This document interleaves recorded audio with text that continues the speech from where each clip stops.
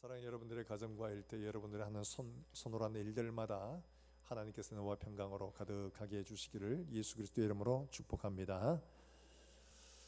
몽골에 있던 선교사의 한 이야기입니다. 몽골에 한 소녀가 있었습니다. 나이는 정확히 몇 살인지 몰라요. 이 선교사의 보고에 한 거니까. 벌러르라고 하는, 벌러르가 맞는지 벌러러가 맞는지 몰라요. 하여튼 벌러르라는 한 소녀가 있었다고 합니다. 근데 이 소녀가 몸이 좀 아팠어요. 그래서 선교사에게 기도를 받고 고침을 얻게 되었습니다. 그래서 예수를 영접하고 신앙생활을 참 잘했습니다. 열심히 신앙생활을 했는데 어느 주일 아침에 그 아버지는 예수를 믿지 않았어요. 그래서 이 아버지가 어떻게 했냐, 이 소녀를 불러서 벌러르에게 야, 소를 좀 먹이고 오너라, 아침에 이렇게 이제 시킨 겁니다. 그러니까 이제 이 딸이 이 소를, 아마 소를 시골에서 먹여보신 분들은 알죠. 저도 방학 되면 시골에 가서 소를 먹여보곤 했습니다. 밖에 나가서. 소를 이제 한국에 매놓지는 않지 않습니까? 좀 풀어놓고 이렇게 살피고 있는데 한눈을 잠깐 파는 사이에 소가 사라져 버렸어요. 몽골은 벌판이 하도 많아가지고 넓어서 시야에 벗어났다 이러면 찾기가 어렵습니다. 그래서 이 소녀가 이쪽 저쪽 뛰어다니면서 열심히 소를 찾아봤는데 소가 보이지 않았습니다. 이 소가 몽골에서는 꽤 큰 재산, 우리나라에서도 꽤 비싸잖아요. 몽골에서는 더 큰 재산적 가치가 있는 그런 가축입니다. 잃어버렸으니까 큰일 났습니다. 그래서 열심히 쫓아다녔는데 그때 마침 교회에서 종소리가 들리는 거예요. 무슨 종소리겠습니까? 주일이니까 당연히 예배 오라는 우리 옛날에 그 교회 종소리, 그 종소리가 들리는 거예요. 자, 이제 큰일 났습니다. 교회를 가야 될까요? 소를 찾으러 쫓아다녀야 될까요? 여러분 어떻게 하시겠습니까? 이거 목사님 꼭 그런 입장 곤란한 질문만 하시더라. 아마 여러분 마음에 이런 생각이 들 겁니다. 여러분 마음에는 당연히 소를 찾으러 가야 되겠다는 생각들이 있은 분도 있겠지만 그렇지 않은 분들도 있을 겁니다. 소를 찾으러 가야 될까? 아니면 예배를 가야 될까? 바로 여기서 우리의 가치관이 드러나는 거죠. 다른 말로 하면 우리의 믿음이 드러나는 겁니다. 내게 믿음이라는 것이 어떤 것이냐 하는 것들이 바로 거기서 판명이 나게 됩니다. 여러분, 예수를 믿는다는 것이 무엇이겠습니까? 예수를 믿는다는 것은, 내가 예수를 영접하고 예수를 믿는다는 것은 세상의 그 어떤 가치관, 어떤 기준보다가 예수님이 내게 가장 중요한 모든 것의 기준, 모든 것의 우선이 되게 내가 하겠다, 바로 이런 결단이 예수를 믿는 거잖아요. 그러면 어떤 문제를 만나든지 간에 예수님을 기준으로, 예수님의 말씀을 기준으로 판단을 하고 그에 따라 결정을 하는 게 예수를 믿는 거거든요. 예수를 믿는 게 단지 뭐 지식적으로 동의하고 믿으면 한쪽 다리 걸쳐보고 천국 들어가면 좋고 안 가면 뭐 가봐야 아나, 가봐야 하는 거지 뭐.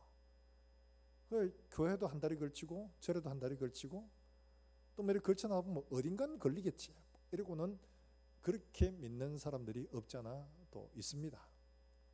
근데 성경을 보면 믿음이라는 게 어떤 거냐, 예수를 믿는다는 게 어떤 거냐, 하나님을 신뢰한다는 게 어떤 거냐, 이 많은 믿음의 조상들을 통해서 그걸 우리에게 보여주고 전해주고 있습니다. 오늘 본문의 이야기는 바로 그런 상황 속의 이야기입니다. 다시 말하면 지금 이스라엘은 북이스라엘인데요, 배경이 북이스라엘의 지금 왕이 누구냐니까 이스라엘 가운데 가장 악하다고 소문난 아합이라는 왕의 시절입니다. 그 부인이 누구였냐? 이시성은 아니니까 걱정하지 마세요. 이름은 이세벨인데 우리나라 이시성은 아니에요. 이세벨인데 이 사람의 고향이 어디냐? 시돈이라는 땅입니다. 거기서 시집으로 올 때 예물로 우상들을 잔뜩 들고 온 겁니다. 바알도 데리고 오고 아세라도 데리고 오고 와가지고 자기만 섬긴 게 아니라 온 이스라엘을 다 이렇게 섬기도록 한 거예요.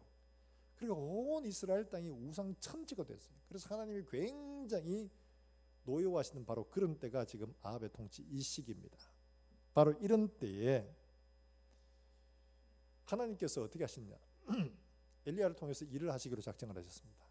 이 바알이라는 신은 농경신이고 소위 말해서 풍수를 주관하는 신입니다. 바람과 비를 주관하는, 비와 이슬 같은 것을 주관하는 게 바로 이 바알인데, 하나님이 엘리야를 보내가지고 어떻게 하셨냐, 17장 처음에 이렇게 이야기를 하죠. 내 말이 없으면 비와 이슬이 없을 것이다. 여러 해 동안 그렇게 될 거다. 선포를 합니다. 그게 진짜 그야말로 비와 이슬이 싹 그쳐버렸어요. 하나님은 엘리야 보고 그리시니까로 숨으라. 그게 숨어 있었습니다. 그럴 때만 하나님께서 그에게 까마귀를 통해서 떡과 고기를 공급해 주십니다. 시냇물이 다 말라버리니까 이제는 어디로 가라고 하시냐. 저기 시돈 땅에 가서 거기에서 내가 한 사람을 만나게 해줄 테니까 그 사람에게 가서 거기에 있어라. 이렇게 말합니다. 그게 누구냐? 과부였습니다. 과부. 그 이야기 어렵죠? 아니 이 시돈 땅은 지금 이세벨의 고향이에요. 아니 하고 많은 땅 중에서 왜 하필 그렇게 거기에 가야 되나? 여러 가지로 어렵죠. 근데 하나님은 말씀대로 엘리야가 그 땅에 가서 그 과부에게 무리한 요구를 합니다. 물 좀 달라. 만나가지고 떡 작은 거나 좀 줘. 이랬더니만은 물론 이렇게 말하진 않았겠죠. 떡 한 조각 있으면 좀 주시오. 이랬더니만은 그 과부가 하는 말이 떡은 없고 밀가루 한 움큼하고 기름 조금 남았는데 이거 가지고 빈대떡 해먹고 우리 모자간에 죽으려고 한다. 뭐 이런 거예요. 그런데 그 사람에게 뭐라고 하느냐니까 그 떡을 만들어서 내게 먼저 가져오라. 그리고 나머지 한 움큼인데 그 한 움큼 가지고 먼저 내게 만들어 주고 나머지 만들어서 당신하고 당신 아들이 먹어라. 이렇게 말하는 거예요. 상식적으로 보면 이해할 수 없는 일들이죠. 그렇게 명령을 합니다. 그런데 놀라운 일들이 일어났습니다. 이 가뭄이 그치고 비가 올 때까지 그 집에서 이 소위 말해서 이 밀가루가 마르지 않고 기름이 마르지 않는 이런 기적이 일어난 겁니다. 하나님은 우리에게 말씀하실 때 오늘 우리에게 말씀하시는 것처럼 이런 너무 황당하고 믿을 수 없는, 이해할 수 없는, 따를 수 없는 이런 명령을 때로는 주실 때가 없지 않아 있습니다. 왜 우리가 이 사건을 봐야 되냐니까 예수님께서 이 사건을 특별히 고향 사람들에게 말씀을 전하실 때 이 이야기를 언급을 하셨어요. 왜냐하니까 누가복음 4장에 예수님이 나사렛에 가셨습니다. 고향 사람들이 저 예수 아니냐 예수 말해가지고 막 했는데 예수님이 말씀을 하시는데 깜짝 놀랍니다. 회당에서 말씀을 전하는데 듣도 보도 못한 쟤는 학교도 안 갔는데 어떻게 저런 유식한 말들을 저렇게 막 성경을 저렇게 풀어서 잘 가르치냐 깜짝 놀란 겁니다. 그런데 이 예수님의 이야기를 듣지 않고 믿지 않고 그래서 오히려 예수님이 이야기를 합니다. 이스라엘 땅 가운데 그 많은 과부가 있지만 엘리야라고 하면 그들을 다 알거든요. 엘리야가 누구에게 보내심을 받았냐? 시돈 땅의 과부에게 보냄을 받았다. 이스라엘 땅에 흑우 많은 나병 환자들이 있어도 단 한 사람도 고침을 받지 못했다. 누가 고침을 받았냐? 아람 땅의 군대 장관이었던 나아만이라는 사람이 고침을 받았다. 이 얘기를 하는 거예요. 그러니까 이 사람들이 지금 열받네. 지금 우리 보고 지금 그러면 자기 말 안 듣는다고 지금 뭐 시비 터는 거야? 뭐 이러면서 예수님을 밀어가지고 낭떠러지로 와서 밀어 떨어뜨리려고 했던 거예요. 예수님은 그에 밀리지 않고 그들에게 해쳐서 나오게 됩니다. 바로 그런 사건입니다. 그러니까 지금 이 사건은 예수님에게 소위 자기 고향 땅에서 자기의 말을 믿지 않는 사람들에게 믿는 사람의 한 표본, 순종하는 사람의 한 표본으로 굉장히 중요하게 다루고 있다는 이야기죠. 바로 그 이야기를 하고 있는 겁니다. 우리가 하나님 앞에 이스라엘 백성들처럼 이렇게 살 데가 없지 않았습니다. 우리 말에 홍수에 마실 물 없다는 말이 있죠. 홍수가 나면 물이 천지입니다. 온 동 다 물입니다. 그런데 마실 물이 없다고 해요. 왜 그러냐? 물은 많은데 그 물들이 오염이 돼가지고 마실 수가 없는 거예요. 저희 시골에도 옛날에 홍수가 나면 그 뚝이 범람을 해가지고 그냥 온 들판이고 그냥 막 집에까지 그냥 가득 차거든요. 물을 못 마십니다. 왜냐하니까 옛날 집들 다 푸세식이잖아요. 그 푸세식 그 화장실에 다 물이 넘치기 때문에 그 물들이 다 오염이 돼가지고 마실 수가 없어요. 그 물들 다 퍼내고 맑은 물 오를 때까지 못 마신다고 그러더라고요. 그럴 만큼 홍수에 마실 물 없다고. 교회 안에 이스라엘 백성들 안에 더 믿음이 없는 거예요. 하나님을 믿고 조상들도 있고 그들에게 율법도 있고 하나님의 선지자들도 있고 있는데도 불구하고 오히려 더 믿음이 없어요. 그러니까 하나님은 누구한테 보냈냐? 멀리 있는 시돈 땅에 그것도 과부한테까지 보내셔가지고 그를 섬기도록 이렇게 하신 거예요. 오늘 우리에게 주시는 말씀들이 참 많습니다. 오늘 우리 교회 성도들이 어릴 때부터 예수님의 이야기만 들어왔습니다. 성경 이야기만 들어왔습니다. 너무 많이 들어가지고 이제 믿음 순종하면 뭐 또 그걸 또 이야기하나 뭐 아마 믿고 싶진 않아도 믿고 싶은데 뭐 상황이 그런데 뭐 못 믿겠으니까 그런 거지 뭐. 남들 안 믿고 싶겠어? 근데 이건 도저히 믿을 수가 없으니까 어떻게 믿겠어? 좀 이해가 돼야 따르지. 이해가 안 되는데 어떻게 따르겠어? 이런 마음이 우리 속에 오히려 더 많이 있다는 거죠. 지금 하나님은 지금 이걸 우리에게 말씀하고 있는 거예요. 이스라엘 백성 가운데 단 한 사람에게도 보냄을 받지 않고 멀리 있는 시돈 땅에 이방 족속에게 하나님이 보내신 이유는 이스라엘 가운데 엘리야 하나를 순종할 수 있는 그런 믿음이 없었다는 거죠.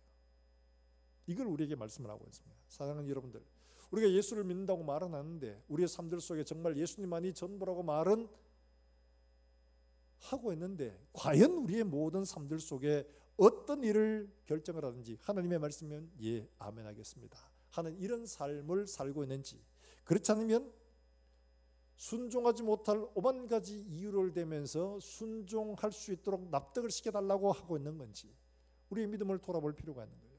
자, 오늘 이 본문 속에서 우리가 함께 교훈을 받을 것은, 먼저 순종하는 사람은 단 한 가지 이유만 있어도 순종합니다. 그러나 순종할 수 없는 사람은 이유가 만 가지가 넘습니다. 바로 그걸 우리에게 보여주고 있는 거죠. 자, 엘리야가 어떻게 순종해 가는가? 먼저 8절 9절 말씀해 보면 이렇게 말씀하고 있죠. 8절 9절 한번 같이 한번 읽어볼까요? 8절 9절입니다. 8절부터 같이 읽습니다. 시작. 여호와의 말씀이 엘리야에게 임하여 이르시되 너는 일어나 시돈에 속한 사르밧으로 가서 거기 머물라. 내가 그곳 과부에게 명령하여 내게 음식을 주게 하였느니라. 지금 이 상황에서요, 하나님이 말씀하셨습니다. 시돈 땅으로 가서 과부에게 머물라. 그 사람에게 내가 명령하여 그 사람으로 너를 공개하게 했다. 지금 이렇게 말씀을 하고 있는 겁니다. 자, 지금 엘리야는 상황을 따라간 게 아니고 하나님의 말씀이 그렇게 가라 하니까 가는 거예요. 비가 내리지 말라 하니까 안 내렸어요. 그리시네가에 숨으라니까 숨었습니다. 참 보기에 좀 민망하죠. 하나님의 사람이 그렇게 능력 많으신 하나님이신데 어떻게 이렇게 대우가 하시나 이런 싶은 생각이 들죠. 비가 안 와서 시내가 다 마르니까 이제는 어디로 가라 하냐? 저기 이방 땅 시돈으로 가라는 거예요. 이스라엘 백성들에게 이방은 어떤 존재냐? 교제를 절대 할 수 없는 사람입니다. 절대로 이방인 사람들은 교제할 수 없는 그런 존재예요. 어울리는 자체가 안 됩니다. 그러니까 성전에도 어떠냐? 성전에도 성수와 지성수가 있고 그 옆에 제사장들이 있고 뭐 이렇게 쭉 있습니다. 그런데 여인의 뜰 다음에 계단 내려가서 한 1.5m 높이의 담이 있습니다. 그게 이방인의 뜰로 들어가는 데입니다. 근데 그게 팻말에 붙어 있습니다. 헬라어와 라틴어로 이 담을 넘는 사람은 죽임을 당할 것이다. 이방인들은 절대로 넘어오지 말라는 거예요. 그들은 구원도 없다는 거죠. 하나님을 사랑하지도 못한다는 거예요. 그런 정도입니다. 그런데 지금 그 이방인 사람에게 가서 그것도 과부한테 가라는 거예요. 여러분, 시돈 땅은 지금 온 이스라엘을 우상 덩어리로 만들어버린 이세벨의 본향입니다. 거기 가는 게 아니잖아요. 가려면 남쪽 유다로 가야 되죠. 남쪽 유다에는 히스기야라는 걸출한 믿음의 사람이 있는데 그 사람이 왕인데 그를 가야 되는 게 맞는 거 아니에요? 근데 왜 하필 이방 땅에 우상 덩어리였던 그 사람의 고향을 거기에 가야 되냐 이거죠. 100번 양보하고라도 가보자 그러면 갔습니다. 그런데 하나님이 한 사람을 지정해 만나게 하시는데 그 사람이 과부라. 여러분, 이 과부라는 거는 더더욱 유대인 남자가 만날 수 없는 존재입니다. 이 과부라는 이것이 더더욱 만날 수 없는 이유가 됨에도 불구하고 하나님은 그 사람에게 가라는 거예요. 자, 그렇게 해서 그에게 갔더니만은 어떻게 하느냐? 가서 물 좀 주시오 이랬더니만은 물 떠러 가는 사이에 뭐라고 했냐? 가서 기왕이면 떡 한 조각을 가져오시오 이렇게 말했어요. 떡이 없고 밀가루 조금 있는 그 가지고 부쳐 먹고 우리는 죽으려고 합니다. 뭐 이런 상황이죠. 바로 그런 상황이었어요. 그런 상황이었는데 이 말을 하는 선지자의 입에, 여러분 이런 상황이면 내가 이런 말을 그런 상황 속에서 할 수가 있겠습니까? 명색이 선지자인데 죽어도 그냥 그런 소리 안 하고 그냥 백 죽어야지. 그래야 믿음의 사람처럼 보이죠. 근데 그런데 하나님이 그 선지자 하나도 못 돌봐가지고 과부한테 그 떡 묻고 죽으려고 하는 그 떡 달라고 하는 거, 운의 손에 있는 사탕 뺏는 거나 다름없잖아요. 시키는 게 이게 이해가 됩니까? 말이 안 되잖아요. 도무지 따라하기엔 너무 어려운 겁니다. 그것도 예를 들면 단 한 번 이러면 이해가 돼요. 아이고 딱 한 번인데 뭐 이러면서 하는데, 이 엘리야가 이 집에 몇 년 얼마나 있었냐가 18장 1절에 가면 3년. 여러분 3년 동안 있으면 어떤 일이 벌어지겠습니까? 동네 사람들이 보고는 갈 거 아니에요. 이제 쭉 이상한 거 털 많이 나고 뭐 이런 거 머리는 벗겨지고 막 이러는데, 이상한 게 오더니만은 동네 저 여자 과부 저 바람났나 보다, 이상하게 생긴 거, 좀 얼굴에는 잘생겼으면 몰라도 머리도 다 벗어지고 뭐 털도 많고 이런 이상한 원숭이 같은 남자가 와가지고 저 같이 산다 이러면서, 여러분 이런 소문 안 날까요? 당연히 나겠죠. 이런 이상한 일들을 지금 버려가라고 하는 자체가 이해할 수 없고 따를 수가 없는 상황이죠.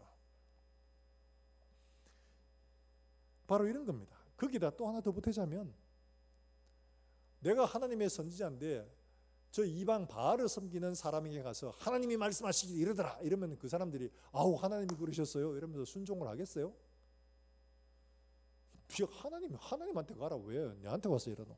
아마 이러지 않겠어요. 그러면 어떻게 되겠습니까? 그런데 지금 이 사람이 처한 환경에서 말씀을 순종하려고 보면 딱 하나밖에 없습니다. 하나님이 가라 하는 거, 그 말씀 하나예요. 말씀을 순종하지 않으려고 보니까 이유가 10,000가지 넘어요.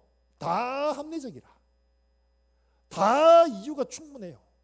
다 할 수 없는 것들, 사정을 100번 양보해도 단 한 가지라도 걸리면 따를 수가 없는 이런 이유가 충분한 것들이에요. 여러분 이 상황에서 우리는 어떻게 할까요? 말씀을 순종해 가려고 보니까 순종하지 못할 이유들이 너무 넘치고 찹니다. 그것도 합리적이에요. 당연히 우리 마음속에 이거는 도무지 뭐 여러 가지 신학적으로 인간적으로 뭐 상황적으로 봐도 하나님 말씀 도저히 따를 수가 없다, 이걸 두고 판단할 겁니다. 우리의 판단 기준이 어디 있느냐? 하나님의 말씀이 있는가? 아니면 상황과 논리에 있는가? 이승과 합리적인 판단으로 순종의 여부를 결정하는가? 아니면 하나님의 말씀을 따라 결정하는가? 말씀을 따라 순종하는 사람들에게는 이유 딱 하나만 있으면 됩니다. 나머지 이유 필요 없습니다. 갈 수 있는 가능성 찾지 않아도 됩니다. 하나님의 말씀이 말씀하셨으니까 그 하나만 가지고도 얼마든지 순종할 수가 있습니다. 그러나 순종치 않는 사람들은 이유가 10,000가지가 넘습니다. 이래서 안 되고 저래서 안 되고 이래서 안 되고 저래서 안 되고 다 많을 수밖에 없는 거예요. 사랑하는 여러분들, 우리는 하나님 앞에 이와 같이 가능성을 찾아 순종하려고 하는 사람인지, 아니면 하나님이 말씀하셨기 때문에 그 이유 하나만으로 하나님 말씀에 순종해야 되는 그런 사람인지, 우리는 말씀 하나만으로도 순종할 수 있는 이런 사람들 되기를 주의 이름으로 축원합니다. 아브라함이 하나님의 말씀을 받습니다. 아브라함아, 내 독자 이삭을 내게 제물로 바쳐라. 내가 지정한 산에 가서, 이렇게 말씀합니다. 정천벽력 같은 말씀을 하십니다. 그래서 이 이야기를 듣고 아브라함이 이삭과 함께 길을 떠나서 주저했다는 이야기는 없어요. 그리고 바로 가서 모리아산에 가서 제단을 벌여놓고 그를 죽이려고 시작을 합니다.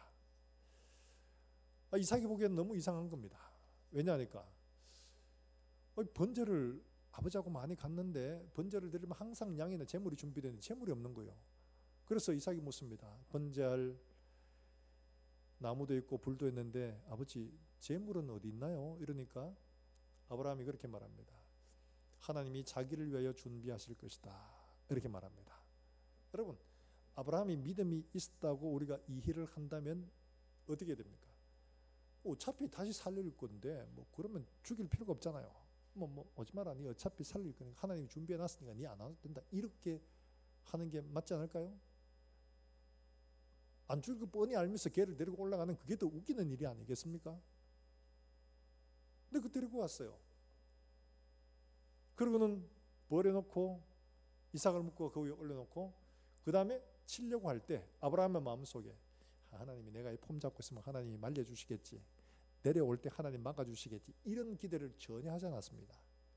아브라함이 하나님의 마음을 보니까 얘를 죽이는 거예요. 그대로. 그러니까 아브라함이 아브라함의 하는 그 모습을 보고 하나님이 급하게 그를 2번씩이나 부르십니다. 아브라함아, 아브라함아, 이렇게 말씀하십니다. 그리고는 그에게 말씀하죠. 네가 네 독자 이삭도 아끼지 않았은지라 네가 이제야 나를 경외한 줄 알겠다, 이렇게 말씀하죠.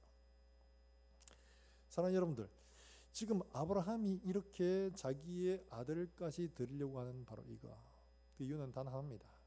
하나님이 말씀하셨기 때문에 단 하나입니다. 드리지 않을 이유는 훨씬 더 많이 있습니다. 그런 거죠. 바로 이거예요. 지금 여기에서 엘리야가 가지 않을 이유들 훨씬 더 많습니다. 그러나 지금 이 사람이 이렇게 순종해 가는 것은 하나님의 말씀 단 하나 이유 때문입니다. 자, 예수님께서 왜 이야기를 하셨느냐? 이야기를 하셨는데 지금 이야기를 하시는 것은 거기에서 하나님이 행하실 일들이 있기 때문에 그런 거죠. 하나님이 우리에게 말씀하시고자 하는 것들은 다름이 아니라 우리가 하나님의 말씀을 듣고 순종하여 가는 바로 거기에 있어서 우리에게 무슨 이유가 필요하냐. 하나님 말씀이면 100% 따르고 순종해야 하는데 우리가 혹시라도 하나님의 말씀을 그와 같이 따르지 않고 순종하지 않는 다른 합리적인 이유들을 찾고 있지 않는가. 하나님이 원하시는 것들은 바로 그걸 진짜 우리가 하나님만 따르고 하나님만 순종하기로 결단하고 있는가 하는 것들을 보기를 원하신다는 거죠. 사랑하는 여러분들, 우리가 하나님 앞에서 어떤 말씀을 따라갈 때에 주님이 말씀하셨기 때문에 그 이유 하나만으로 순종하고 주님이 말씀하셨기 때문에 그 하나만으로 우리가 따라갈 수 있는 바로 그거는 믿음의 사람들이죠. 14절에 더구나 이 엘리야가 그 이유를 이렇게 설명을 합니다. 17장 14절에 보면 이스라엘 하나님 여호와의 말씀이 나 여호와가 비를 지면에 내리는 날까지 그 통에 가루가 떨어지지 아니하고 그 병에 기름이 없어지지 아니하리라 하셨느니라 하는 한글에는 없습니다. 근데 원문에는 뭐가 있냐니까 키라고 하는 소위 이유를 나타내는 불변사가 붙어 있습니다. 왜냐하면 이런 말이에요. 그러니까 이 사람의 말은 내가 네한테 무리하게 부탁하라고 내가 이곳까지 온 것은 하나님이 말씀하셨기 때문이다. 이게 하나님 말씀 때문에 내가 여기까지 왔고 네한테 이런 무리한 부탁을 한다. 지금 이렇게 말하고 있는 거죠. 사랑하는 여러분들, 우리에게는 하나님의 말씀 하나면 충분한 이유가 되는 이런 성도들이 되시기를 주의 이름으로 축원합니다. 우리가 살아갈 동안에 우리가 하나님의 말씀을 순종해야 하는 일들 속에서 종종 우리는 하나님의 말씀을 순종하지 못할 많은 이유들을 찾게 됩니다. 합리적으로 이해가 되면, 상황적으로 충분히 가능성이 있으면 순종하겠습니다 하죠. 그러나 하나님은 그 모든 이유보다가 하나님이 말씀하셨기 때문에 그 하나만으로도 순종하는 이런 사람을 원하신다는 거죠. 지금 아브라함에게 하나님께서 이삭을 바치라고 말씀하신 그때가 언제냐 하니까 바로 이런 때입니다. 창세기 22장에 보면 그때의 그 이후로 이렇게 말하는데 그때가 언제냐 하니까 이삭이 낳습니다. 그리고 이스마엘이 희롱받다가 쫓겨나게 됩니다. 그리고 갈등을 빚던 아비멜렉이 자기 먼저 찾아와서 이제 갈등의 문제를 다 해결했습니다. 그러니까 이제는 걱정 근심할 거 없고 아들하고 이제 재미있게 살면 되는 그때입니다. 그러니까 아무런 문제가 없고 이제 그에게 평화가 찾아왔을 그때, 바로 그때 하나님은 그에게 난데없이 이런 이야기를 하시는 거예요. 네 아들 독자 내게 바쳐라, 이렇게 말합니다. 사랑하는 여러분들, 이렇게 말씀하고 있는 이야기를 보면 하나님이 무슨 뜻으로 그에게 그렇게 말씀하고 있는가 하는 것들을 보게 되는데, 여러분 창세기 22장 12절의 말씀을 한번 찾아볼까요?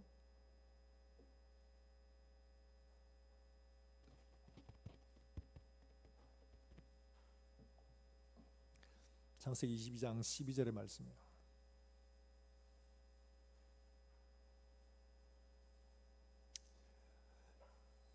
같이 한번 읽어봅니다. 12절입니다. 시작. 사자가 이르되 그 아이에게 내 손을 대지 말라, 그에게 아무 일도 하지 말라. 내가 내 아들 내 독자까지도 내게 아끼지 아니하였으니 내가 이제야 내가 하나님을 경외하는 줄을 아노라. 이 12절에는 내 아들 내 독자라고 하는데 22장 2절에 보면 내 아들 내 사랑하는 독자라고 말합니다. 여기 공통적으로 2절과 12절에 반복되고 있는 게 뭐냐? 네 아들, 네 사랑하는 네 아들 하나. 이 지금 강조하는 건 뭐냐? 너의. 이 말씀을 하고 있는 건 이유가 뭐냐 하니까, 자, 네 아들 네가 사랑하지, 너의 독자지, 너 하나밖에 없지. 자, 그런데 이 아들 진짜 네 거야? 네 힘으로 낳았어? 이 아들 누가 준 거야? 이거 묻는 겁니다. 하나님이 아브라함이 지금 아무런 문제 없이 평안하고 아들하고 행복하게 살고 있는 바로 그때, 자, 네가 가지고 있는 거 다 이거 네 거야? 이거 누가 준 거야? 네 아들, 네 사랑하지, 너 독자지. 그러면 이게 다 행복하고 네게 하나밖에 없고 네가 사랑하기 때문에 나는 그럼 뭐야? 내가 몇 번째야? 네 아들이 먼저야? 내가 먼저야? 지금 이걸 묻고 있는 거거든요. 지금 아브라함에게 이걸 묻고 있는데 아브라함은 어떻게 하냐? 두말하지 않습니다. 하나님의 그 마음을 알고, 그러니까 어떻게 하냐? 하나님이 먼저입니다. 이러고는 그 아들을 드린 겁니다. 그러니까 하나님이 그에게 복을 주시되 거리낌 없이 막히는 거 없이 주시는 거예요. 아브라함이 그를 믿었던 건 히브리서에 이렇게 말합니다. 11장 19절에 그가 하나님이 능히 이삭을 죽은 자 가운데서 다시 살리실 줄로 생각한지라 그를 죽은 자 가운데서 도로 받은 것이니라. 아브라함은 죽었다고 생각을 하고 한 게 아니라 죽여서 하나님이 그를 다시 살리신다고 믿었던 거죠. 내가 죽이는 척 이렇게 하면 하나님 말리실 줄 그런 기대를 가지고 한 게 아니에요. 진짜로 죽이려고 했던 거예요. 그러니까 하나님이 그를 막으시는 거예요. 사랑하는 여러분들, 하나님은 우리의 삶들 속에 순종의 여부를 통해서 뭘 알기를 원하냐? 내 삶 속에 하나님이 먼저냐? 아니면 내 사랑하는 내 독자, 내 아들 이게 먼저냐? 이걸 보기를 원하시는 거예요. 사랑하는 여러분들, 하나님 말씀이 말씀하시기 때문에 하나님이 더 먼저입니다. 이럴 때는 우리가 하나님이 1번입니다. 그러나 이런 상황을 보니까 하나님 좀 기다려 주이소. 이건 하나님이 1번이 아니란 이야기죠. 사랑하는 여러분들, 우리의 삶들 속에서 하나님이 말씀하시는 그 말씀 하나면 충분히 내가 따라 순종해야 합니다 하는 이런 믿음의 우리 모든 성도들이 될 수 있기를 주의 이름으로 축원합니다. 찰스 스터드가 웨익슨교회에 우리가 잘 알고 있죠. 영국에서 아주 부자 집안에 옥스퍼드에서 공부를 잘했던, 그리고 이 사람이 크리켓 선수로 아주 유명한 요즘 아이돌로 저리 가랍니다. 이랬는데 이 사람이 무디 집회가 은혜를 받고 자기의 삶을 하나님 앞에 드리기로 결단을 했습니다. 그리고는 이 사람이 어디로 갔느냐? 인도로 가서 중국으로 가서 선교를 했습니다. 중국에 가서 노숙자, 마약 중독자 뭐 이런 사람들 막 전도를 했습니다. 그리고 병들었어요. 돌아왔습니다. 돌아와서 다시 인도로 갔습니다. 인도로 가서 또 그렇게 선교를 했습니다. 또 병들어서 또 돌아왔어요. 돌아와서 길거리를 가는데 길거리에 포스터를 한 거 본 겁니다. 아프리카의 식인종들도 하나님이 필요하다. 그래서 이 글귀를 읽고 하나님 왜 사람들이 아프리카로 가지 않을까요? 하나님이 마음에 감동하시는 거예요. 말씀을 주시기를 네가 가라. 하나님, 저는 의사들이 가지 말랍니다. 저는 이렇게 병들었고 이렇게 해서 이렇게 지금 이렇고 상황이 이렇고 저렇고. 하나님 말씀하십니다. 나는 치료하는 하나님이다. 내가 의사다. 내가 의사다. 그 말씀에 아멘 하고 아프리카로 떠났는데 그때 나이가 53세입니다. 53세. 지금보다가 훨씬 더 이전의 이야기죠. 그때 53세 같으면 거의 돌아가실 때가 다 된 거예요. 그 나이에 말씀에 순종해서 아프리카로 가서 복음을 전하다가 하나님의 부르심을 받은 거예요. 그 사람이 간 이유는 딱 하나입니다. 상황이, 환경이, 여건이 합리적이어서 아니에요. 하나님 말씀하시기 때문에 하나입니다. 사랑하는 여러분들, 우리의 삶들 속에 하나님 말씀 하나면 충분합니다. 순종할 수 있는 저와 여러분들 수 있기를 주의 이름으로 축원합니다. 뿐만 아니라 이런 순종을 통해 하나님이 보여주시고자 하는 건 뭐냐? 이렇게 순종하면 순종이 순종을 낳고 순종은 나와 다른 사람을 살리는 통로가 된다는 것을 보여주고 있죠. 자, 여기 16절 말씀해 보면 이렇게 말하고 있습니다. 16절 같이 볼까요? 16절입니다. 시작. 여호와께서 엘리야를 통하여 하신 말씀같이 통의 가루가 떨어지지 아니하고 병의 기름이 없어지지 아니하니라. 자, 22절 말씀에 뭐라고 기록되는지 한번 볼까요? 17장 22절 말씀 같이 읽습니다. 시작. 여호와께서 엘리야의 소리를 들으심으로 그 아이의 혼이 몸으로 돌아오고 살아난지라. 이건 무슨 이야기냐? 이 떡이 이제 가루가 마르지 않고 기름이 마르지 않는 이런 삶을 살아가는 동안에 아들이 한번 아프게 됩니다. 아들이 아파보면 죽어버렸어요. 그러니까 이 여인이 얼마나 황당하겠습니까? 그래서 엘리야 보고 내 아들이 죽었는데 내 죄를 생각나려고 합니까? 이러니까 엘리야가 뭐라고 하냐? 그 아이를 내 방에 갖다 놔라. 그리고 자기 방에 갖다 놓고 하나님 앞에 간절히 기도합니다. 기도할 때 하나님이 그의 소리를 들으시고 그 아이가 살아나게 해 주신 겁니다. 달리 말하면 엘리야의 순종은 과부의 순종으로, 과부의 순종은 그의 집의 생명의 양식이 끊어지지 않게 할 뿐만 아니라 죽은 자기 아들까지도 살리는 놀라운 역사를 만들어내게 된 거죠. 지금 예수님께서 이야기를 하고 계시는 이유는 왜냐? 자기 고향 사람들이 예수님의 말씀을 듣지 않고 배척함으로 말미암아서 그 땅에 죽어가는 수많은 사람들이 고침을 받지 못하는 일들이 벌어지게 된 거예요. 바로 그걸 말하고 있는 겁니다. 너희가 순종한다면 이 땅에 죽어가는 수많은 영혼들이 하나님 앞에 고침을 받을 수 있을 터인데 이걸 고침을 못 받게 하는, 배척하는 것 때문에. 한번 볼까요? 마가복음 6장 5절과 6절 말씀에 분명하게 이렇게 말씀을 하고 계십니다. 마가복음 6장 5절과 6절 말씀이에요.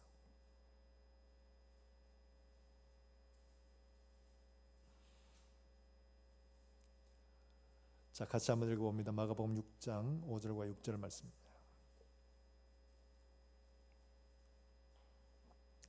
5절 말씀부터 같이 한번 읽어봅니다. 시작. 거기서는 아무 권능도 행하실 수 없어 다만 소수의 병자에게 안수하여 고치실 뿐이었고 그들이 믿지 않음을 이상히 여기었더라. 이에 모든 촌에 두루다니시며 가르치시더라. 할렐루야. 거기서 아무 권능도 그 다음에 어떻게 해요? 행하실 수 없었다고 말하죠. 예수님은 가는 곳마다 인산인해로 모든 병든 사람이 모여들었고 그들을 다 고쳐주셨다고 했는데 이들이 예수님을 거절하는 통에 고쳐야 할 사람까지도 고침을 받지 못하게 만들어버렸다는 거죠. 그리고 이들을 향해서 뭐라고 말씀하시냐? 믿지 않음을 이상히 여기셨다고 말하고 있습니다. 여기 이상히 여기셨다 하는 말 따우마조라고 하는데 이 발음이 우리 영어에 thank you 하는 그 발음이에요. 따우마조 하는 이 말인데 이 말은 어떤 거냐 하니까 그냥 이상하다 갸우뚱이 아니고 이거는 깜짝 놀라는 겁니다. 근데 이 말을 두 번 썼습니다. 언제 썼느냐? 백부장의 믿음을 보시고 말씀하셨습니다. 깜짝 놀라신 거예요. 자, 이 말은 둘 다 어디에 써 있나? 달리 말하면 믿음과 관계된 게 써 있습니다.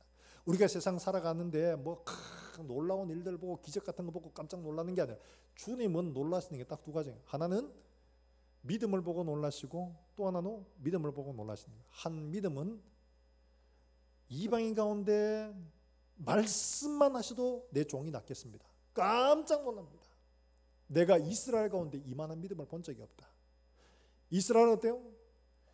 하나님을 가졌고 모세도 가졌고 선지자도 가졌고 하나님 말씀도 가졌고 율법도 가졌고 모든 역사들이 그들의 것인데 그 많은 일들을 보고 듣고 날마다 그 말씀을 외워도 이 사람들에게는 믿음이 없더라는 거예요. 그렇게 많이 보고 들은 믿음이 없고 이 사람은 보고 들은 것도 없어도 말씀만 하셔도 될 줄 믿습니다. 예수님이 이 둘 사이에 놀라요. 여러분 어느 쪽에 놀라는 사람 되게 하시고 싶습니까? 많이 보고 들었는데도 불구하고 와, 왜 안 믿지? 어떻게 이걸 안 믿을 수가 있나? 여러분 이런 사람 되시고 싶습니까? 아니면 아이고 대림교회 성도들 보니까 믿음이 너무 와, 어떻게 이걸 다 믿어? 여러분 이런 사람 되시고 싶습니까? 예수님이 깜짝 놀라 백부장처럼 기뻐하시는 믿음의 소유자들 되기를 주 예수의 이름으로 축원합니다. 나도 살고 남도 살리고 이런 믿음, 바로 그런 믿음이에요. 지금 예수님 당시에 이 사람들도 그렇게 많이 보고 들었음에도 불구하고 믿지 않아서 예수님 놀라셨습니다. 이렇게 많이 보고 듣고 왜 못 믿나 놀라신 거예요. 결국 그 사람들은 고침을 받아야 할 수많은 사람들을 못 고치게 만들어 버리는 겁니다. 사랑하는 여러분들, 오늘 이들이 하나님의 말씀을 듣고 도무지 믿을 수 없는, 이해할 수 없는 상황 속에서도 믿고 순종함으로 말미암아 나도 살고 내 아들도 살리고, 하나님이 이 말씀을 하고 있는 이유도 어디 있느냐? 지금 북이스라엘 가운데 하나님을 불순종하는 이들, 지금 가뭄으로 고통받고 있는 이들에게 이방 땅 시돈의 여인, 이 과부도 하나님의 말씀에 순종하며 이들을 긍휼히 여기셔서 그들을 도와주시는데, 하물며 너희를 도와주지 않겠느냐? 너희 정신 차리고 좀 이 일들을 보고 너희도 순종 좀 해라. 바로 그걸 말씀해 주시고자 하는 겁니다. 예수님의 비유를 통해서 우리에게 보여주시는 게 바로 그거예요. 사랑하는 여러분들, 우리가 하나님 앞에 말씀을 어려서부터 듣고 보아왔고 그 이야기를 믿는다고 말은 하는데, 정작 우리의 현실 속에서 합리적인 이유를 찾다가 순종하지 못하는 어리석은 사람이 되지 않고 있는가? 우리 스스로를 돌아봐야 됩니다. 하나님 앞에 우리가 순종하는 믿음으로 나아가는 일들이 필요하죠. 그런데 종종 우리는 그렇지 못해서 현실 앞에서 무너질 때가 없지 않아 있습니다. 현실 앞에서 무너질 때 우리는 어떻게 해야 되는가? 정말 우리가 하나님 앞에 어떤 기대를 가지고 있으면 믿음으로 순종할 수가 있는데, 기대가 없으면 사실 순종하기 어렵죠. 어떤 일을 기대하고 있으면 기대하기 때문에 어떤 뭐라도 해보자 이런데, 기대가 없으면 순종할 일이 천지에 없습니다. 이스라엘 백성들의 모습이 바로 그랬습니다. 엘리야가 뒤에 어땠습니까? 이세벨이 그러는 걸 보고 깜짝 놀라가지고 그냥 어디까지 갔느냐 하면, 지금 북이스라엘인데 남유다의 제일 밑에 브엘세바라고, 그러니까 이스라엘 가운데 브엘세바에서 단까지라고 말하면 제일 밑에입니다. 거기에서 하룻길을 더 가서 광야로 들어간 겁니다. 로뎀 나무에 놓아가지고 됐습니다, 죽을랍니다, 이런 거예요.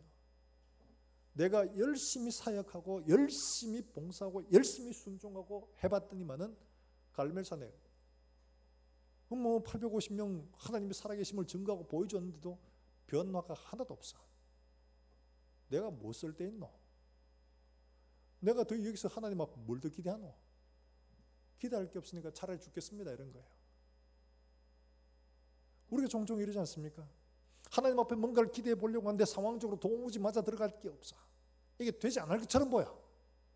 기대할 수가 없어. 그리고 어떤 분이 그렇게 얘기를 하셔요. 설교하면서 사람들이 왜 기도를 하지 않느냐, 조사를 해보니까 왜 기도하지 않느냐, 제일 큰 게 하나님에 대한 응답의 확신이 없어서, 다른 말로 바꾸면 기대를 못하게 해서, 이런 말입니다. 하나님을 기대하지 못하게 해서. 하나님 앞에 기도 응답받은 것도 별로 없고 지금 상황으로 봤으니 이건 도무지 될지 않을 것 같고, 그러니까 기도해봐도 뭐 기도가 되겠나 이래 싶으니까 기도도 건성으로. 여러분 만약에 기도하면 100% 된다, 기도하면 100% 된다 이러면 여러분 기도하지 않겠습니까? 그러면 기도하죠. 시간을 내서라도 합니다. 그런데 기도해봐도 뭐 이러면은 안 합니다. 기대할 게 없기 때문에. 지금 엘리야가 뒤의 모습엔 그런 거였어요. 그럴 때 우리는 어떻게 해야 되냐?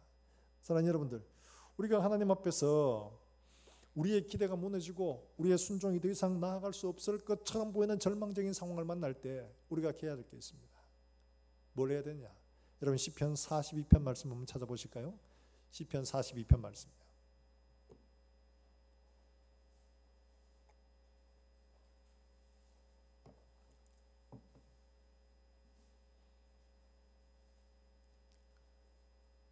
시편 42편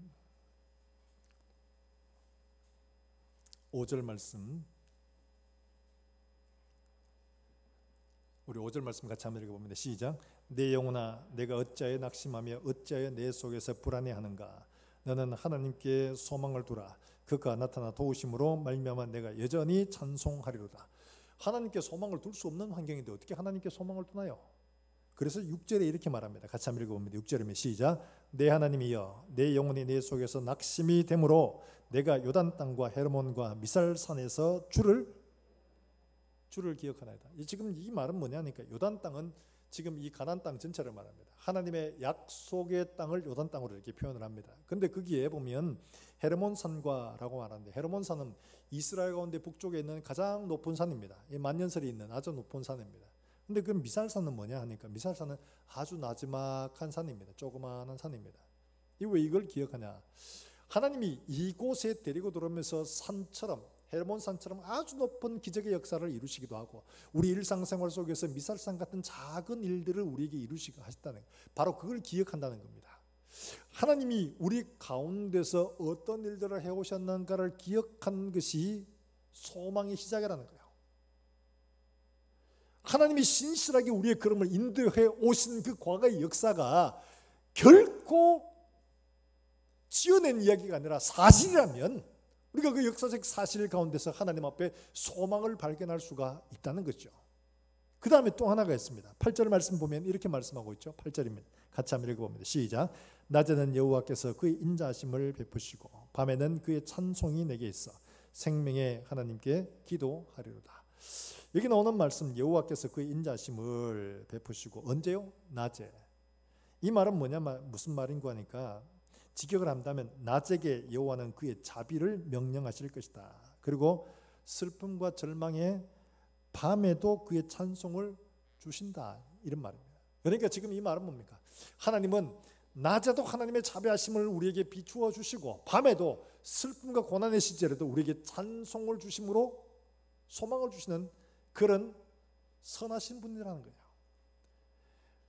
우리가 낙심하지 말아야 될, 그걸 붙들 수 있는 건 뭐냐? 우리에게 베푸신 하나님의 분명한 사실들, 하나님의 행하심입니다. 그리고 또 하나는 하나님의 선하신 성품이라는 거예요. 하나님은 선하시기 때문에 우리에게 낮에 우리에게 베푸신 하나님의 인자가 있고, 우리에게 밤마다 어려울 때 힘들고 고난 당할 그때도 우리에게 찬송을 주시는 선하신 분이라는 거예요. 넉넉히 이겨나갈 수 있도록. 사랑하는 여러분들, 이걸 우리 마음속에 굳건하게 붙들고 있기를 주 예수의 이름으로 축원합니다. 호세아서에 보면 그렇게 말씀합니다. 호세아서 8장 12절에 내가 그를 위하여 내 율법을 만 가지로 기록하였으나 그들은 이상한 것으로 여기도다. 하나님은 우리를 위하여 이렇게 율법을 만 가지로 기록해서 내가 너를 사랑하고 내가 너희에게 행한 일들이 이렇게 많다고 보이시는데, 우리는 그것을 글쎄요, 잘 모르겠는데요, 나하고 무슨 상관 있죠? 이러고 있더라는 거죠. 그러니까 하나님이 너무 이상한 거예요. 사랑하는 여러분들, 우리가 하나님 앞에서 믿음으로 순종의 감으로 말미암아 낙심이 되고 어려울 때도 하나님의 행하신 일들과 그 하나님의 선하심을 만개지로 기록해 두신 그 율법의 말씀들을 우리의 마음속에서 읽고 하나님의 선하심을 믿고 순종해 가면, 하나님은 나와 내 가족을 살리고 내 교회와 이 나라와 공동체를 살리게 하실 줄로 믿으시기를 주의 이름으로 축원합니다. 처음에 이야기했던 벌러르 어떻게 된지 궁금하죠? 그 벌러르 이야기 끝까지 안 하고 중간에 딱 끊으면 진짜 막 속상합니다. 예, 끝까지 다 들어야 재미가 있는데, 이 벌러르가 열심히 찾았는데도 역시 소를 못 찾았어요. 그래서 땡땡거리는 종소를 두고 어떻게 선택했느냐?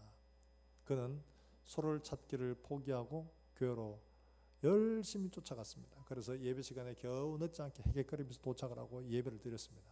왜 이렇게 오느냐? 쫓아왔어요. 뭔가 얘가 편하지 않은 표정이. 근데 얘가 예배를 드렸어요. 예배를 드리고 예배를 마치고 나니까 어떤 일들이 벌어졌냐? 정말 희한하게 그 찾던 소가 교회 마당에 와서 엄매 내 여기 있어 이러고 있는 거예요. 소가 지금 알아서 찾아온 거예요. 사랑하는 여러분들, 우리가 어디에 중심을 두느냐에 따라서 하나님의 기적을 볼 수도 있고 낭패를 볼 수도 있습니다. 만 가지로 기록된 율법, 하나님이 행하시는 일들을 수없이 봐도 전혀 믿음 없이 행할 수도 있고, 하나님은 우리에게 순종을 요구하십니다. 순종의 사람 부르시는 거예요. 전문가, 부자, 권력자를 부르시는 게 아니에요. 순종하도록 부르시는 겁니다. 성 프란체스코 유명한 이야기가 있죠. 수도사를 모집한다고 하니까 프란체스코한테 배우려고 많은 사람들이 지원을 했습니다. 근데 배추 모종을 하나씩 나눠주면서 배추를 거꾸로 심으라는 거예요. 배추밭에가 들고 와서 배추를 거꾸로 심으면 뿌리가 하늘로 나오고 배추 속이 밑으로 가게. 그러니까 이 사람들 공부 생각, 이걸 어떻게 이거 저분이 우리에게 말씀하시는 거 우리가 똑바로 하나하나 이걸 보려고 하는 것이지, 이걸 지금 이렇게 심으면 이게 죽잖아. 그러니까 전부 다 똑바로 다 심었어요. 다 심었네. 딱 한 사람만 거꾸로 심었습니다. 다 불러 모아놓고 프란체스코가 얘기했습니다. 이 한 사람의 나머지는 다 돌아가시오. 다 보냈어요. 나는 농부를 부르는 게 아니고 순종하는 사람을 부릅니다. 하나님이 우리를 왜 부르셨어요? 순종하여 하나님의 능력을 보도록 하기 위함이지 우리의 능력 가지고 하나님의 일을 하도록 한 게 아닙니다. 사랑하는 여러분들, 우리가 하나님 앞에서 순종으로 부르심을 받았던 사실을 기억하시기를 주의 이름으로 축원합니다. 우리의 힘의 원천은 순종에 있지 우리의 능력이 있지 않습니다. 우리가 가는 그 길들 다 알지 못합니다. 순종하여 가면 하나님이 그 길을 보여주십니다. 아브라함도 갈 바를 알지 못하고 갔는데 그 길을 믿음으로 순종으로 따라가 보니까 그 길의 끝에 뭐가 되어 있느냐? 믿음의 조상이 되어져 있더라 하는 겁니다. 사랑하는 여러분들, 이와 같이 말씀을 따라 순종함으로 나도 살고 이웃도 살리고 교회도 살리고 나라와 민족도 살리는 순종의 사람으로 우리의 삶을 마칠 수 있는 우리 모든 성도들이 되시길 주의 이름으로 축원합니다. 우리 이 시간 함께 찬송하고 기도하겠습니다. 부름받아 나스님은 어디든지 가오리다.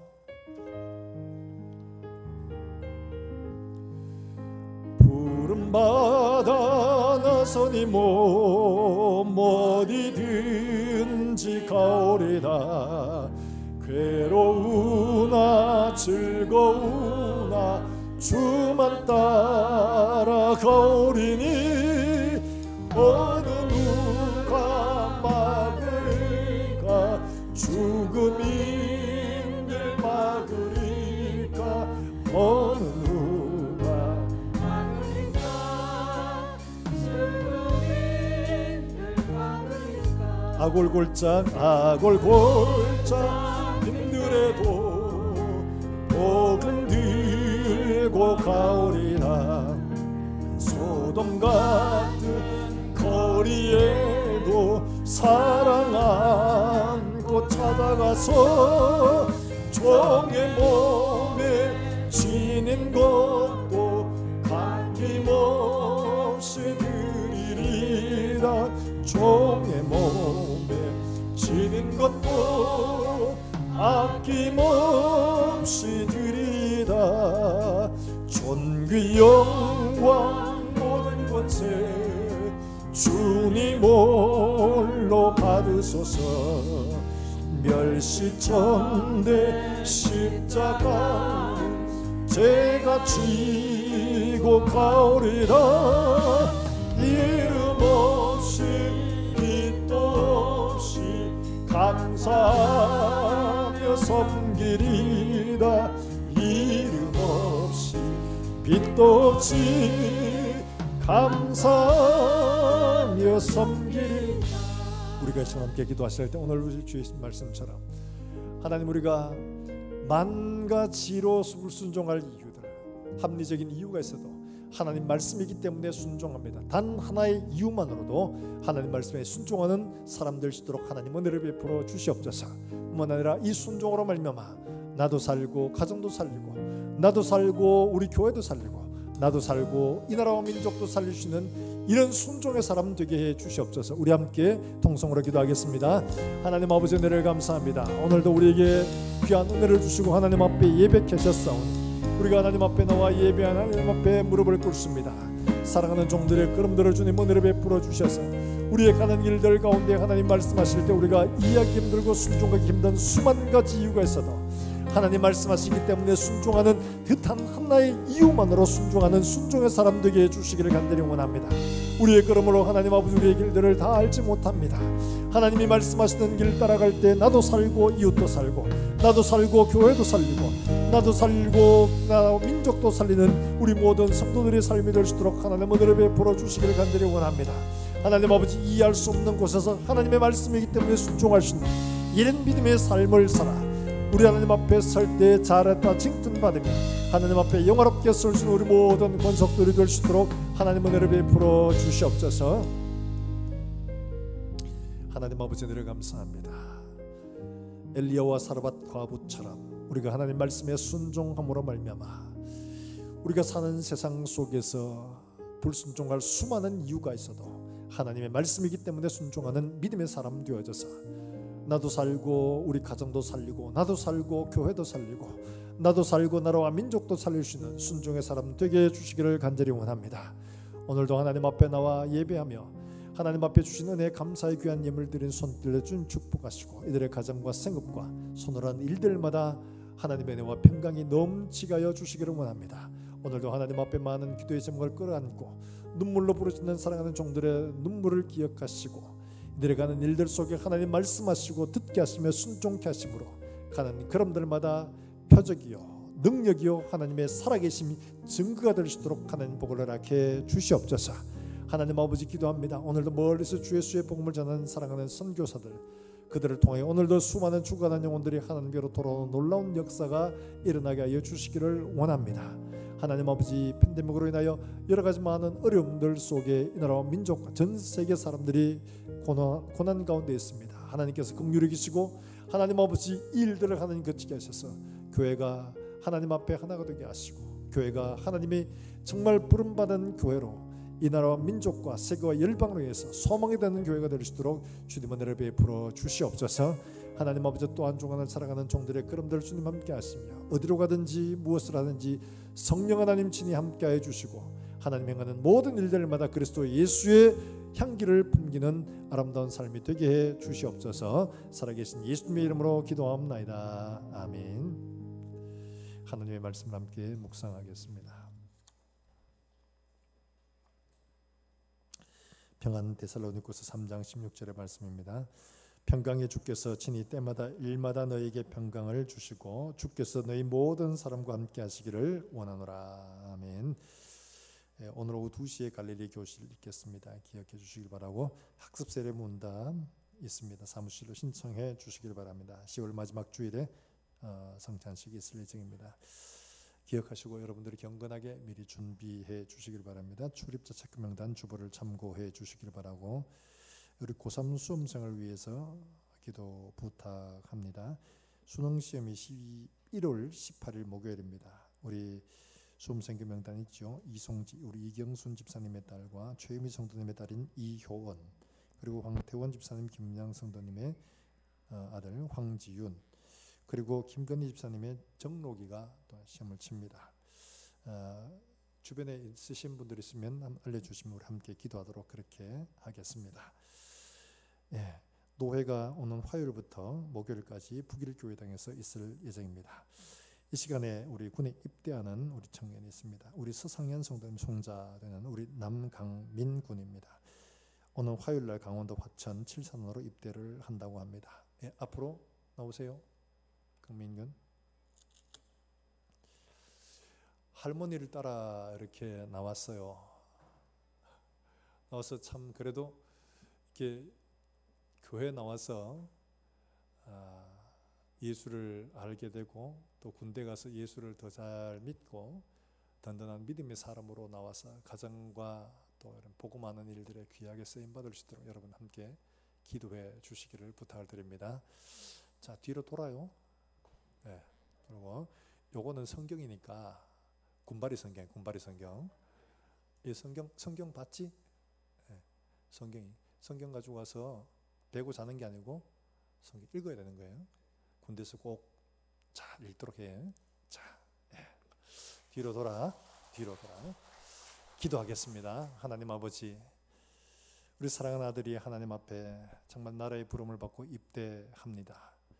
하나님께서 부르시고 하나님께서 세우시고 보내시오니 주께서 함께 하시고 여호수아에게 말씀하신 것처럼 강하고 담대하라 두려워하지 말라 내가 너와 함께 할 것이다 말씀하신 것처럼 이 아들의 모든 걷는 걸음 가운데 하나님 함께 하셔서 하나님 아버지 믿음의 길 정말 순종의 길 믿음의 사람으로 잘 자라나서 돌아올 수 있도록 주님 축복하시고 이 아들을 통해서 가정이 복음화되고 이 아들을 주변에 있는 모든 사람들이 하나님을 알 수 있는 놀라운 변화 역사가 일어날 수 있도록 주님 축복하여 주시옵소서. 우리 사랑하는 이 가정에 하나님께서 시작하신 놀라운 복음의 역사가 풍성하게 일어나서 이 가정을 통하여 하나님의 놀라운 은혜의 증거들이 드러날 수 있도록 주님 축복해 주시옵소서. 살아계신 예수님의 이름으로 기도합나이다. 아멘. 차렷 경례 박수로 여러분 격려해 주세요. 감사합니다. 네, 들어가시면 됩니다. 우리 청년이 우리 아직 조직의 쓴맛을 잘 몰라서 그래요. 조직에 몸담은 지 얼마 안 돼가지고 여러분들 우리 군대가 있는 우리 청년들을 위해서 늘 기도해 주시기를 바랍니다. 우리 다 이제 일어나셔서 함께 찬양하고 예배를 마치겠습니다.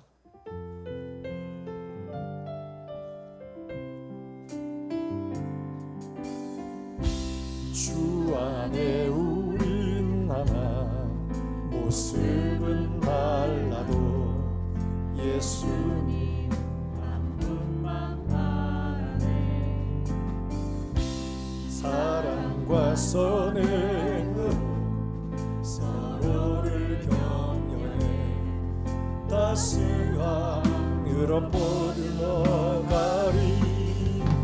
주님 우리 안에 함께 하시니 제자매의 기쁨과 슬픔 느끼네. 내 안에 있는 주님 모습 보네. 그분 기뻐하시네. 우리 옆 사람 축복 먹였습니다. 주님 우리를 통해 계획하시니 부족한 입술로 찬양하게 하시니. 주님 우리를 통해 계획하시니 너를 통해 하실 일 기대해. 이제는 구주 예수 그리스도의 은혜와 우리 하나님 아버지의 무궁하신 사랑과 성령의 교통하심이 말씀을 받고 돌아가는 모든 성도들의 발걸음 위에, 이들의 가정과 생업 위에 이제와 영원까지 함께 있을지어다.